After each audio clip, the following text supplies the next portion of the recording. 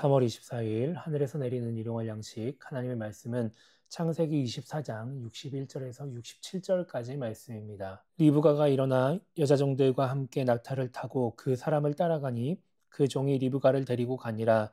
그때 이삭이 부엘라 헤로이에서 왔으니 그가 네게부 지역에 거주하였음이라. 이삭이 저물 때에 들에 나가 묵상하다가 눈을 들어 보매 낙타들이 오는지라. 리브가가 눈을 들어 이삭을 바라보고 낙타에서 내려 종에게 말하되 들에서 배회하다가 우리에게로 마주오는 자가 누구냐. 종이 이르되 이는 내 주인이니이다. 리브가가 너울을 가지고 자기의 얼굴을 가리더라. 종이 그 행한 일을 다 이삭에게 아뢰매 이삭이 리브가를 인도하여 그의 어머니 사라의 장막으로 들이고 그를 맞이하여 아내로 삼고 사랑하였으니 이삭이 그의 어머니를 장례한 후에 위로를 얻었더라.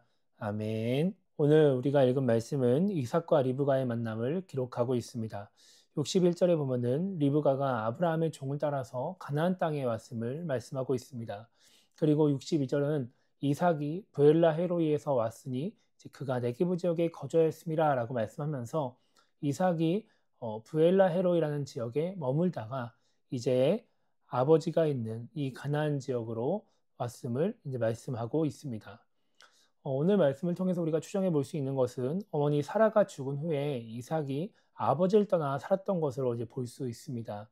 25장에 보면은 아브라함이 후처를 맞이하였다라고 기록합니다. 첩이 아니라 새로운 아내를 맞이한 것입니다. 그래서 이제 학자들은 사라가 죽은 후에 아브라함이 새로운 아내를 맞이함으로 말미암아 이삭이 이제 아버지를 떠나서 브엘라 헤로이에 거주했을 것으로 봅니다.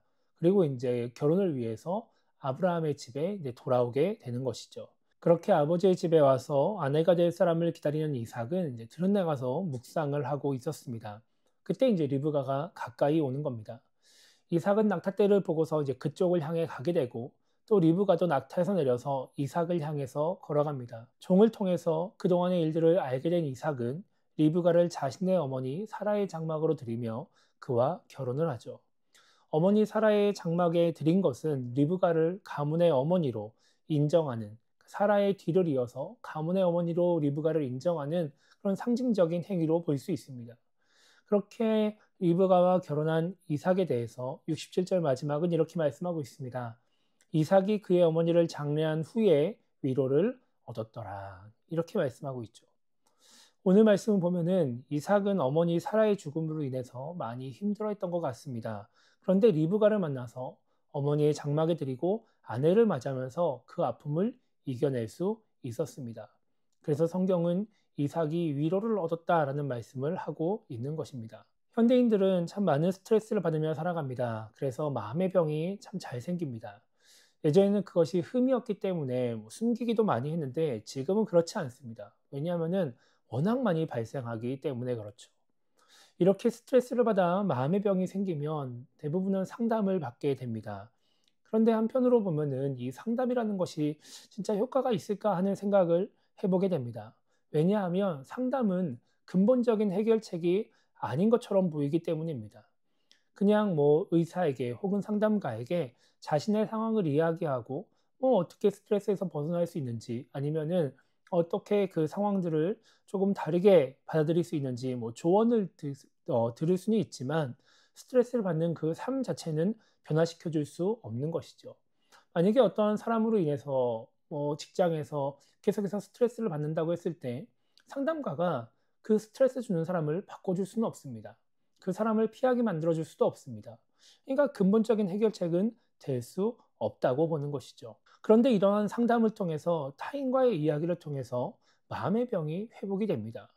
삶이 달라지지 않았는데도 스트레스를 주던 상황이 변하지 않았는데도 회복이 되는 것입니다. 이것이 사람이 사람에게 주는 힘입니다. 오늘 이삭이 리브가를 통해서 위로를 받아 어머니 사라를 잃은 슬픔을 이겨낸 것도 이러한 이유 때문일 것입니다. 리브가가 주는 힘이 있었고 리브가가 주는 위로가 있었기 때문인 것이죠. 그래서 사람이 참 중요합니다. 우리가 하나님을 믿는 사람이라고 해도 하나님만 있으면 되고 사람은 없어도 되는 것이 아닙니다. 우리에게도 사람이 필요하고 또 다른 누군가에게도 내가 필요할 수 있는 것입니다. 그렇다면 우리는 내가 지금 다른 사람에게 어떠한 존재인지 생각해 봐야 합니다. 스트레스를 주는 사람인지 위로를 주는 사람인지를 생각해 봐야 하는 것입니다. 우리가 하나님의 사랑을 전하는 사람이라면, 그리스도의 향기라면 우리는 위로를 주는 사람이 되어야 합니다. 누군가에게 힘을 주고 회복시키는 사람이 되어야 하는 것입니다. 그것이 바로 진정한 하나님의 사랑을 전하는 통로로서, 또 그리스도의 향기로서 우리가 감당해야 될 역할인 것입니다. 그래서 오늘 하루를 시작하면서 우리가 이렇게 기도했으면 좋겠습니다. 이삭에게 위로가 되었던 리브가와 같이 우리도 누군가에게 위로가 되고 힘이 되는 사람이 될 수 있게 달라고 기도했으면 좋겠습니다.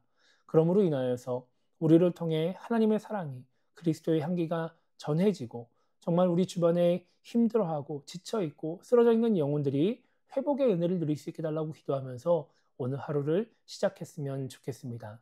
단순히 복음만 전하는 것이 아니라 정말 우리를 통해 영혼들이 힘을 얻고 위로를 받고 회복을 경험할 수 있는 은혜가 있기를 주님의 이름으로 축복합니다.